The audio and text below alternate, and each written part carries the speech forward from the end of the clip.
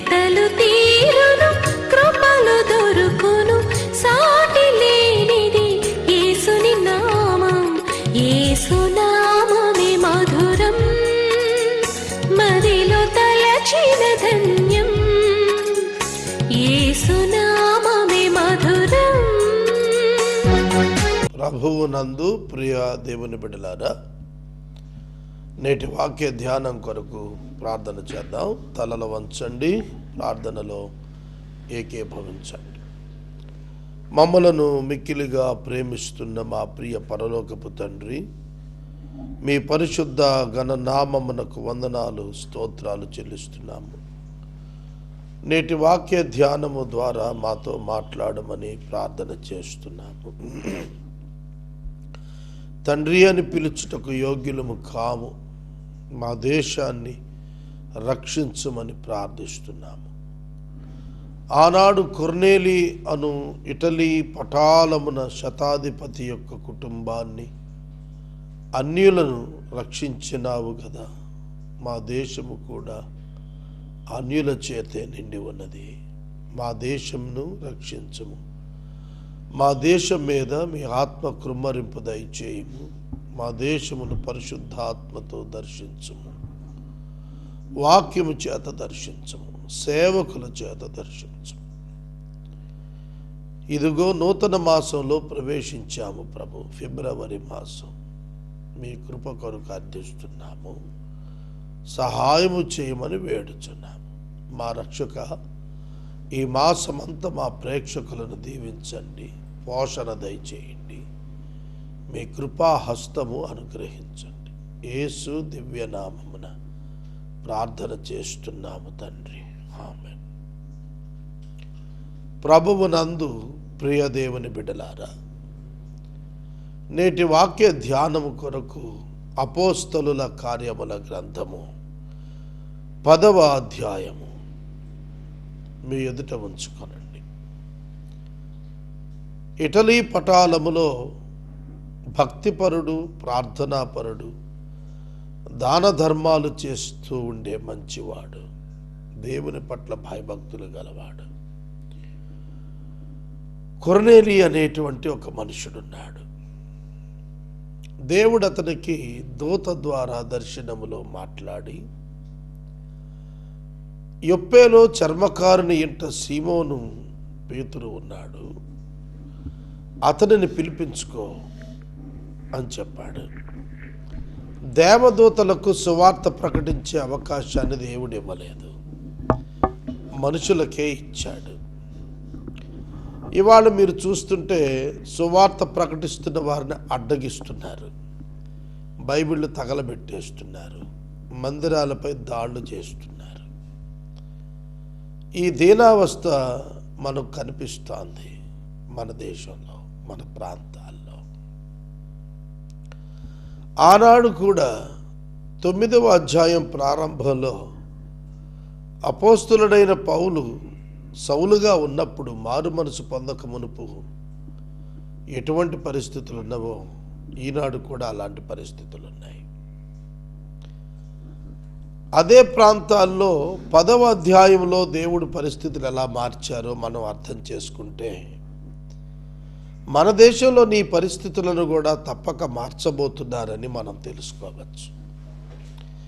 9వ అధ్యాయంలో సౌలు హింసనొందించడానికి బయలుదేరిన ప్రభుత్వాధికారిగా ఉంటే, 10వ అధ్యాయానికి వచ్చేటప్పటికి అన్యజనులకు పక్షపాతము లేకుండా దేవుడు పరిశుద్ధాత్మ కృమ్మరింపు ఇవ్వటం కనిపిస్తుంది. కావున దేవుడు మన దేశంలో కూడాను రానున్న కాలంలో సంఘాన్ని గొప్పగా ఆశీర్వదించబోతున్నాడు, పెంచబోతున్నాడు, పరిశుద్ధాత్మ శక్తి చేత నింపబోతున్నాడు. అనేక మంది అన్యులు వాక్యము విన్న వెంబడి దేవుని యొక్క ఆత్మ చేత నింపబడి గొప్ప సాక్షులుగా నిలబడబోతున్నారనేది నేను గ్రహిస్తున్నాను.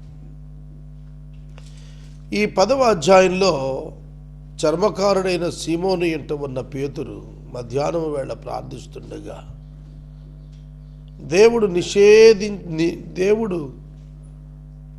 నిషేధించవద్దని స్వతంత్రపరిచినవి మనుషులుగా మీరు నిషేధించవద్దని, దేవుడు విడుదల చేసినవి, దేవుడు మంచిగా ఎంచినవి నీవు నిషిద్ధంగా ఎంచొద్దు. దేవుడు పవిత్రం చేసిన వాటిని నిషిద్ధంగా ఎంచొద్దు అనే సందేశం పేతురుకి దేవుడు దర్శనం ద్వారా ఇచ్చాడు. 4 చెంగుల దుప్పట్లు ఆకాశం నుండి కిందకు వస్తూ, ఆ దుప్పటి చతుష్పాద జంతువులు అన్నీ ఉన్నాయి. లేవీకాండం ప్రకారం ఇజ్రాయేలీయులకు పరిశుద్ధమైనటువంటి ఆహారం కొరకు, ప్రత్యేకించబడిన వారుగా కనపడుట కొరకు కొన్నింటిని తినవద్దని దేవుడు ఆజ్ఞాపించాడు. అవి కూడా ఈ యొక్క దుప్పటి దర్శనంలో ఉన్నాయి. పేతురు వద్దనుకుంటే నిషిద్ధంగా ఎంచొద్దు, దేవుడు పవిత్రపరిచాడు అన్నాడు. కనుక దేవుడు అందరినీ పవిత్రపరచడానికి ఆయన తన కుమారుడిని యేసు యొక్క రక్తాన్ని చిందింపజేశాడు. అందరూ పవిత్రులుగా మారుతున్నారు. ఏది నిషేధింపదగింది కాదు. సువార్త ప్రతి ఒక్కరికి సమానంగా అన్వయింపబడటానికి దేవుడు అవకాశాన్ని కలుగజేశాడు. కనుక ఆ దర్శనం తర్వాత ప్రభువు చెప్పాడు, నిన్ను వెతుకుతున్న వారు ఉన్నారు, వారిని నేనే పంపాను, నువ్వు వెళ్ళిపో వారితో అని. పేతురు బయలుదేరి కొర్నేలి ఇంటికి వచ్చాడు. కొర్నేలి అప్పటికే తన ఇంటిలో ఉన్న వారందరినీ పోగు చేసుకుని, బంధువులను పోగు చేసుకుని ఎదురు చూస్తున్నాడు. అలా ఎదురు చూస్తున్నప్పుడు పేతురు రాగానే అతని పాదాల మీద పడిపోయాడు. పేతురు చెప్పాడు, నేను కూడా నరుణ్ణేనయ్యా, నేను దేవుని సేవకుడిని, నరుణ్ణి. నీవు ఇట్లా చేయొద్దు, ఇట్లా చేయటానికి నువ్వు వీల్లేదు. దేవునికి తప్ప ఎవరికి పాదాభివందనం చేయకూడదని చెప్పాడు. ఆ నేపథ్యంలో కొర్నేలు పేతురుని అడిగాడు, ఎందుకు వచ్చారు, ఏం చెప్పమన్నాడు. పేతురు అడిగాడు, ఎందుకు నువ్వు నన్ను పిలిపించావు అది చెప్పమన్నాడు. కొర్నేలు అన్నాడు, దేవుడు నిన్ను ఎందుకు పంపాడు అది నువ్వు చెప్పు అన్నాడు. Excellent conversation. అప్పుడు కొర్నేలి తన దర్శనం చెబితే పేతురు తన దర్శనాన్ని చెప్పి దేవుని సంకల్పాన్ని వర్ణించాడు. నీ వచ్చింది మంచిది, ప్రభువు ఆజ్ఞాపించింది వినటానికి మేమందరం కూడి ఉన్నాము. పేతురు నోరు తెరిచి ఎలా ప్రారంభించాడు. ఇక అది అద్భుతం. దేవుడు పక్షపాతి కాడని నేను నిజంగా తెలుసుకున్నాను. ఈ ఒక్క పదం చెప్పటానికి ఒక రోజు చాలదండి. దేవుడు పక్షపాతి కాడు. దేవునికి మనుషులందరూ ఒక్కటే. ఆడ మగ అనే పక్షపాతం దేవునికి లేదు. దేవునికి పేద గొప్ప తారతమ్యం లేదు. జ్ఞాని అజ్ఞాని అనే తారతమ్యం లేదు. God can love all people, all groups of people equal. No partiality, impartial God. ఏమి పక్షపాతం లేనటువంటి దేవుడు. కానీ మనకి పక్షపాతం ఉంటుంది. మనం మనుషులం కదా, మనం పక్షపాతం చూపుతాం.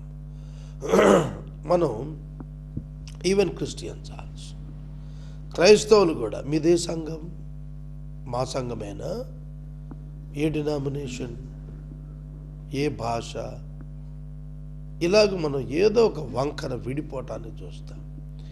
కానీ దేవుడు ఏ పక్షపాతం చూపకుండా ఒక జనంగా మానవ లోకాన్ని ప్రకటించడానికి ఆయన చూస్తున్నాడు. ఆ మైండ్ సెట్ ఎవరికి ఉంటుందో వాళ్ళు నాయకులు అయిపోతారు. Who wants to unite all the people will surely become the leaders, వాళ్ళు ఖచ్చితంగా నాయకులు అయిపోతారు. చూడండి, దేవుడు పక్షపాతి కాడని నేను నిజంగా తెలుసుకున్నాను. అన్యజనాంగానికి కూడాను తన రక్షణ సంకల్పాన్ని అందించడానికి దేవుడు ప్రయత్నం చేస్తున్నాడంటే వారికి దర్శనాలు ఇస్తున్నాడు. నాకు ఇలా దర్శనం ఇచ్చి చెప్పాడు. కాబట్టి జెంటైల్ సాల్వేషన్ అనేది దేవుడిచ్చిన కృప. ఇది నిజంగా ఆయన పక్షపాతం లేని స్థితిని జ్ఞాపకం చేస్తుందన్నాడు. తర్వాత ఇంకో మాట కూడా చెప్పాడు, ప్రతి జనములోను ఆయనకు భయపడి నీతిగా నడుచుకునే వారిని ఆయన అంగీకరిస్తాడు. జాగ్రత్తగా వినాలి. ప్రతి జనములోను ప్రతి జనములో, Hindu, Muslim, Sikh, Jain, all the communities, all the nations, India, Pakistan, Burma, Nepal, Swiss, Singapore, అన్ని దేశాలు, అన్ని ప్రజలు, అన్ని ప్రాంతాలు, అన్ని భాషలు, అన్నింట కూడా జనులను ఆయన పట్ల భయభక్తులు కలిగి నీతిగా ఉండటానికి ప్రయత్నించేవాడిని ఆయన ఆకర్షిస్తాడు, ఆయన అంగీకరిస్తాడు అన్నప్పుడు రక్షణ ఇచ్చేస్తాడని. ఆయన అంగీకరించినప్పుడు జరిగేది ఏమిటంటే వాళ్ళకి సువార్త వెళుతుంది. కొర్నేలి యొక్క మంచితనము, దాతృత్వము, ప్రార్థన పరలోకానికి చేర్చవు. అందుకు దేవుడు సువార్త పంపి యేసుక్రీస్తు ద్వారా, యేసుక్రీస్తు అందరికి ప్రభు, ఆయన ద్వారా దేవుడు సమాధానకరమైన సువార్త ప్రకటించి ఇశ్రాయేలు పంపిన వర్తమానం మీరు ఎరుగుతుంది. త్రూ జీసస్ క్రైస్ట్ ఎలోన్, యేసుక్రీస్తు ద్వారా వెళ్ళే అవకాశం ఇచ్చాడు, అంతేగాని ఇండిపెండెంట్గా కాదు. వారి నీతి వల్ల, వారి యొక్క ప్రార్థన వల్ల, వారి యొక్క దాతృత్వం వల్ల కాదు. దేవుడు యేసుక్రీస్తు ద్వారా సమాధానం, దేవుడు సమాధానకరం అని సువార్త ద్వారా నమ్మటం ద్వారా సమాధానం, harmony in society will comes only through the gospel and it's beliefs. కనుక సువార్త ఏం చెప్తుందంటే మనందరం పాపులమే, మనందరం కృప నుండి రక్షించబడ్డాం, మనం ఎవ్వరం మరొకరిని తృణీకరించకూడదు. We all must love each other. We should not deny anyone on any base. అది చెబుతున్నాడు. కనుక దేవుడు తన కుమారుడిని యేసు ద్వారా మనుషులను ఐక్యపరిచాడు. God united all human beings in Christ alone. క్రీస్తునందు మాత్రమే మానవులను దేవుడు ఐక్యపరిచి సమాధానపరిచాడు. God made peace among the people of the world. యేసుక్రీస్తు నమ్ముకున్న వాళ్ళు ఎవరు ఇంకొకరి మీద హానికరమైన కార్యాలు చేయరు, గుర్తుపెట్టుకోండి. మరొకరికి కీడు చేయరు, కీడు అనుభవిస్తారు కానీ కీడు చేయరు. కాబట్టి దేవుడు నజరేయుడైన యేసును పరిశుద్ధాత్మతో శక్తితో అభిషేకించాడు. దేవుడు ఆయనకు తోడై ఉన్నాడు కనుక ఆయనకు మేలు చేసి అపవాది చేత పీడించబడిన వారిని స్వస్థపరిచి సంచరించాడు. ఆయన యూదుల దేశమందు యెరూషలేమందు సేవ చేశాడు. ఆ దానికి మేము సాక్షులం. ఆయనను వారు మానును వేలాడదీసి చంపారు, దేవుడు ఆయన 3వ దినాన లేపారు. ప్రజలందరికీ కాక దేవుని చేత ముందుగా ఏర్పరచబడిన సాక్షులకి, అనగా మృతుల్లో నుండి లేచిన తర్వాత ఆయనతో కూడా అన్నపానములు పుచ్చుకున్న మాకే ఆయన ప్రత్యక్షంగా కనపడేటట్లు అనుగ్రహించారు. ప్రభువు 11 మార్లు ఆయన ప్రత్యక్షమయ్యారు. అవన్నీ శిష్యులకే, ఎందుకంటే వాళ్ళు సాక్షులుగా ఉండటానికి వాళ్ళు మట్టుకు మాత్రమే బహిరంగంగా ప్రత్యక్షత చూసేటట్టుగా దేవుడు వీరికి అవకాశాన్ని ఇచ్చాడు. మాకు మాత్రమే ఆయన ప్రత్యక్షంగా కనపడటానికి ఆయనతో కూడా అన్నపానాలు పుచ్చుకుని ప్రణాళికలో ఉన్న మాకే ఆయన కనపడ్డాడు, మాకే అనుమతించబడ్డాడు. కనుక we are the witnesses of the resurrected Christ. పునరుద్ధారుడైన క్రీస్తుకు సాక్షులు ఎవరంటే అపోస్టల్స్ అయిన మేమే. మా ద్వారానే యేసుక్రీస్తు ప్రభు బ్రతికున్నాడని లోకానికి సమాచారం వెళ్ళిందన్నాడు. ఇదియుగాక దేవుడు సజీవులకు మృతులకును న్యాయాధిపతిగా నియమించిన వాడు ఈయనే అని ప్రజలకు ప్రకటించి దృఢంగా సాక్ష్యం ఇవ్వాలని మాకు ఆజ్ఞాపించాడు. యాక్ట్స్ 17:30 భూలోకానికి ఒక నరుడు ద్వారా తీర్పు తీరుస్తాడని దేవుడు చెప్పాడే, ఆ నరుడు ప్రభువైన యేసుక్రీస్తే అనేది లోకానికి సాక్ష్యం చెప్పమని దేవుడట అపోస్తలులను ఏర్పరచుకున్నాడట. యేసు ప్రభు ఆయన తన దగ్గర శిష్యులు ఉన్నప్పుడు చెప్పారు, ఇప్పుడు నేను కొన్ని విషయాలు మీకు చెప్పినా మీరు గ్రహింపరు, పరిశుద్ధాత్ముడు వచ్చి మీకు తెలియజేస్తాడని చెప్పారు కదా. ఆ విషయం ఏమిటంటే యేసుక్రీస్తు ప్రభువు ద్వారానే రక్షణ. యేసుక్రీస్తు ప్రభు పునరుద్ధానుడయ్యాడు, మృతులలో నుండి లేచారు, దేవుడు లేపాడు, ఆయన తండ్రి కుడిపార్శ్వానికి వెళ్ళాడని చెప్పేటువంటి ఒక గ్రూప్ అపోస్టల్స్ అని మనం గ్రహించాల్సి వచ్చింది. వీరికే కనపడ్డాడు, అపోస్టల్స్కే కనపడ్డాడు ప్రభు, మరెవరికి కాదు. అందుకనే పౌలు అంటాడు, కడమ కాలంలో ఉన్న అందరు అపోస్తలు కనపడ్డాడు, కడమ కాలంలో ఉన్నట్టున్న నాకు కూడా కనపడ్డాడు అన్నాడు. హీ సా ద జీసస్, యేసుని చూశాడు అపోస్తలు పాల్. అందుకని అపోస్తలు అనే పేరు డైరెక్ట్గా రిజరెక్టెడ్ క్రైస్ట్ని చూసిన వాళ్ళకే అప్లై అవుతుందని ఒక ఆర్గ్యుమెంట్ కూడా ఉంది. ఇప్పుడు కొందరు అపోస్తలని పెట్టుకుంటుంటే ఆక్షేపిస్తారు. అందుకనే కొందరు అపోస్తల్స్ యొక్క ప్రధానమైనటువంటి డ్యూటీ ఏమిటంటే give the witness to the resurrection, give the witness to Jesus who was resurrected from the dead. మృతులలో నుండి తిరిగి లేచిన క్రీస్తునకు సాక్షులు. అందుకని అపోస్తలు గారు మొదటి అధ్యాయంలోనే మీరు నాకు భూదిగంతముల వరకు సాక్షులై ఉంటారని చెప్పి ప్రభు చెప్పాడు ఆయన ఆరోహణ సమయంలో. కనుక ఇవాళ అపోస్టల్స్ ఎవరయ్యా అంటే ఆయన్ని చూసిన వారు, ఆయన మృతుల్లో నుండి లేచినప్పుడు చూసి విట్నెస్ చేసిన వారు. అందుకే వారి యొక్క ప్రమాణం, వారి యొక్క మాట ప్రపంచాన్ని మార్చిందిగా మనకు కనిపిస్తుంది. తర్వాత పాప క్షమాపణ ఈయన మూలముగా, ఈయన నామము మూలముగా ఈయన యందు విశ్వాసం ఉంచేవాడు ఎవడో వాడు పొందుకుంటాడని చెప్పి ప్రవక్తలందరూ ఆయన గురించి సాక్ష్యం ఇస్తూ ఉన్నారు. ఓల్డ్ టెస్టిమెంట్లోని ప్రొఫెట్స్ అంతా కూడా యేసుక్రీస్తు ప్రభువు వలన రక్షణ, పాప క్షమాపణ ఉచితంగా అనుగ్రహించబడుతుందనేది చెప్పబడింది. ఓల్డ్ టెస్టిమెంట్లో యేసుక్రీస్తు ప్రభువు అనేక రకాలుగా వర్ణించబడ్డాడు. దేవాలయం ప్రభు నమూనా, ప్రధాన యాజకుడు ప్రభు యొక్క నమూనా, వాక్యము దేవుని యొక్క నమూనా. ఇలా మనం చూస్తున్నప్పుడు ఓల్డ్ టెస్టిమెంట్లో అనేకమైన విశేషాలు యేసుక్రీస్తును దేవుడని, రక్షకుడని, పాపుల కొరకు వచ్చి ప్రాణం పెట్టినటువంటి వాడనే కాన్సెప్ట్ని చాలా క్లియర్గా ఎక్స్ప్లెయిన్ చేస్తుంది. అందుకే ఆయన నామము మూలముగానే పాపక్షమాపణ ప్రకటించబడుతుంది అనేది తెలియబడింది. పేతురు ఈ మాటలు చెబుతున్నాడు. He preaches the gospel and is preaching the gospel there. అక్కడ పేతురు చక్కటి వాక్య ప్రబోధం, సువార్తీకరణ చేయిస్తున్నాడు. అప్పుడు ఒక అద్భుతం జరిగింది. ఏమిటంటే వారు ఆ మాటలు వింటుండగానే వింటున్న వారి మీదకి పరిశుద్ధాత్మ దేవుడు బలముగా దిగొచ్చినాడు. సున్నత పొందిన వారిలో పేతురుతో కూడా వచ్చిన విశ్వాసులందరూ పరిశుద్ధాత్మ వరం అన్ని జనుల మీద సైతం కుమ్మరించబడట చూచి విభ్రాంతి నొందిరి. పేతురు గారితో కొంతమంది యూదులు వెళ్ళారు. చూడండి, పేతురుతో కూడా వచ్చారు కొంతమంది విశ్వాసులు, బయలుదేరి వచ్చారు. ఇవాళ ఒక సేవకుడు వెళ్తుంటే 10 మంది విశ్వాసులు వస్తున్నారా? ఒక సేవకుడు సువార్తికను బయలుదేరి వెళ్తున్నాడంటూ 10 మంది అకంపెనీ అయ్యేవాళ్ళు విశ్వాసులు. ఒకప్పుడు సిస్టమ్ అట్లా ఉండేది, ఇప్పుడు అసలు ఆ పద్ధతులే లేవు.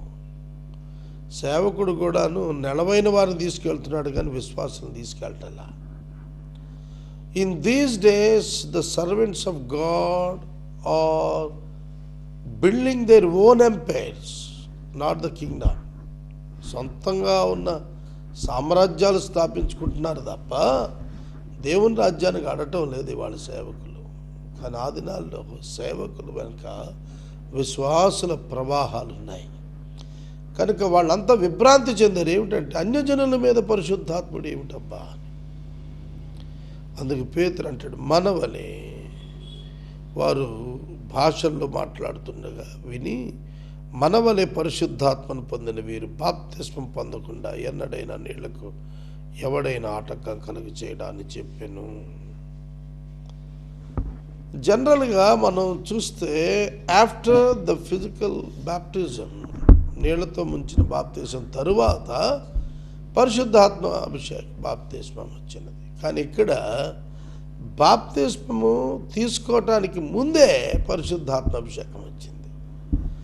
This is nothing but an external excellent grace of God towards gentile people. ఇజ్రాయేలీలో నుండి రక్షించబడినటువంటి వారు బాప్తిస్మం తీసుకుని పరిశుద్ధాత్మను పొందినారు. ఈ అన్యులైతే పరిశుద్ధాత్మను డైరెక్ట్గా పొందారు. ఏమైంది అక్కడంటే ఇంటర్నల్ చేంజ్, అంతరంగంలో మార్పు దేవుడు ఇచ్చేశాడు.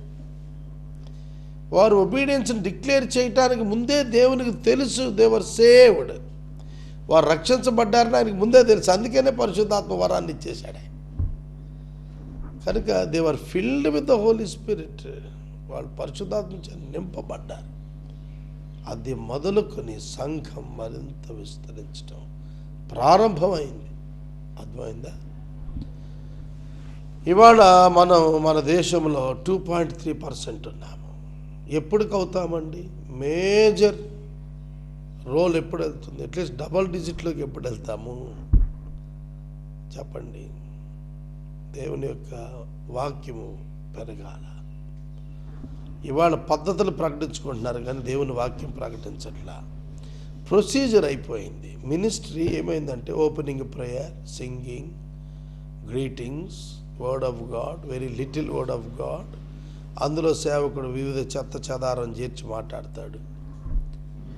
ఇదైపోయింది. ఈ సిస్టమ్ ఏదో తయారు చేసుకుని దానిలో పోతున్నాం కానీ మనం expository word of God, expository word of God ఎక్కడ వస్తుంది? ఎక్కడ చెప్తున్నారు? ఒకప్పుడు ఆంధ్ర క్రైస్తవ మహాసభలను ఉండేవి. అందులో బళ్ళ మీద కొంతమంది నడిచి, ఎద్దుల బళ్ళ మీద, కిరాయి రిక్షాల మీద వచ్చేవారు. వాళ్ళు వచ్చి ఆ మీటింగ్ ప్లేస్ అంతా నిండుకుపోయేవాడు. పేదలైనటువంటి వాళ్ళు వచ్చి వాళ్ళు తెల్లవారుజామున ప్రార్థన మొదలుపెట్టి ఎంతో గొప్ప ఉజ్జీవపు జ్వాలలు ఆ కాలంలో రగిలాయి. కనుక నేను మనం చేస్తున్నాను, ఇవాళ అటువంటి ఒక గొప్ప ఉజ్జీవం మన దేశానికి అమ్ముకోవాలి. ప్రార్థన అనే ఉజ్జీవం రావాలా, ఆరాధన అనేటువంటి ఒక ఉజ్జీవం రావాలా, దేవుని యొక్క అభిషేకం అనేటువంటి ఒక గొప్ప ఉజ్జీవము సమాజంలో రావాలా, వారికి బాప్తిస్మానికి ఆటంకం లేదనే గ్రహింపు రావాలా. యేసుక్రీస్తు నామమునందు వారు బాప్తిస్మం పొందాలని ఆజ్ఞాపించాడు. తర్వాత కొన్ని దినాలు తమ యొద్ద ఉండమని వారు ఆయనను వేడుకున్నారు. అందరూ వేడుకున్నారు కదా అని పేతురు ఉండిపోయాడా? Peter was guided by the holy spirit. పరిశుద్ధాత్మ చేత పేతురు నడిపించబడినటువంటి వాడుగా ఉన్నాడు తప్ప మనుషుల చేత నడిపించబడలా. మనుషులు ఉండమంటే ఉండిపోవటం, మనుషులు ఏది పెడితే తినేసి పని చేయకపోవటం అట్లాంటిది అపోస్తలుల దగ్గర లేదు. అపోస్తలులు ప్రజల మధ్యన దేవుని కనపరిచి ఆయన నందలి విశ్వాసాన్ని స్థిరపరిచారు. ఈ 10వ అధ్యాయం అంతా కూడా చూస్తే అన్యజనుల రక్షణ అనే ఒక ప్రధానమైనటువంటి పాఠం మనం నేర్చుకున్నాం. అన్యజనుల రక్షణ, who are not Christians, who are not Jews, they were pagan people. వారు అన్యజనాంగం క్రీస్తుని తెలుసుకుంటానికి దేవుడు వారి మనోనేత్రాలు తెరిచాడు. క్రీస్తుని పంపాడు, సేవకుడైన పేతుని పంపాడు, తన రుజువులు చూపాడు, అక్కడ పరిశుద్ధాత్మ చేత నింపాడు. కావున మనం అర్థం చేసుకోవాలా, everyone needs the power of the Holy Spirit to convince others and to make them as the children of God. దేవుని పిల్లలుగా వారిని చేయటకు గాను పరిశుద్ధాత్మని యొక్క సహాయము సన్నిధి ప్రతి క్రైస్తవ బిడ్డకు కావాలి. పేతురు చాలా అద్భుతంగా నడిపించబడ్డాడు. వండర్ అయిపోయి ఉంటాడు. ఎప్పటి నుంచో ప్రార్థన చేస్తున్నాడు పేతురు, ఎప్పటి నుంచో ప్రార్థన చేస్తున్నాడు. ఒక ఉజ్జీవం రావాలని, ఆత్మల పంట కావాలని. అలాగే ఇవాళ మనం చేస్తున్నామా ప్రార్థన? భారతదేశమా, నువ్వు యేసుకు సొంతం కావాలి అని పాడుతున్నామా? మనం ఆరాధిస్తున్నామా? ఆకాంక్షిస్తున్నామా? ప్రయత్నం చేస్తున్నామా? చిన్న చిన్న చిన్న చిన్న సమస్యలకు తొట్టిల్లిపోతున్నాం, భయపడిపోతున్నాం. ఇవాళ క్రైస్తవ్యాన్ని ఎంతో ఎక్కువ శాతంలో బెదిరిస్తున్నారు. ఇవన్నీ కూడా దేన్ని సూచిస్తున్నాయంటే ప్రభువు యొక్క అద్భుత కృప మన దేశం మీదకి రాబోతుందని తెలియజేస్తున్నాయి. ప్రార్థన చేస్తాను. ఎపిసోడ్ సహకారులు ముందుకు రావాలి. ఈ ప్రోగ్రాం కంటిన్యూ చేయడానికి టెక్నికల్ సహకారం అందించడానికి ఒక సహోదరుడు అవసరం ఉన్నాడు. దయచేసి ముందుకు రమ్మని మనవి చేస్తున్నాను. ప్రార్థన. మమ్మల్ని మిక్కిలిగా ప్రేమిస్తున్న మా ప్రియ తండ్రి, మీకు వందనాలు, స్తోత్రాలు. నేటి వాక్య ధ్యానం ద్వారా మాతో మాట్లాడినందుకు స్తోత్రాలు. మీ అమోఘమైనటువంటి ప్రేమ మేము గ్రహించగలిగాము ప్రభు. ఈ సమయంలో ప్రత్యేకంగా కొర్నేలి అను అన్యుని ఇంట జరిగిన కార్యము వంటి కార్యము మా కుటుంబాలన్నింటి జరిగించండి. మా రక్షకుడని యేసు నామమున అడుగుచున్నాం తండ్రి. ఆమేన్. తండ్రి అయిన దేవుని ప్రేమ, కుమారుడైన యేసయ్య కృప, పరిశుద్ధాత్మ దేవుని యొక్క అన్యోన్య సహవాసము సదా మనకు తోడైనను గాక. ఆమేన్.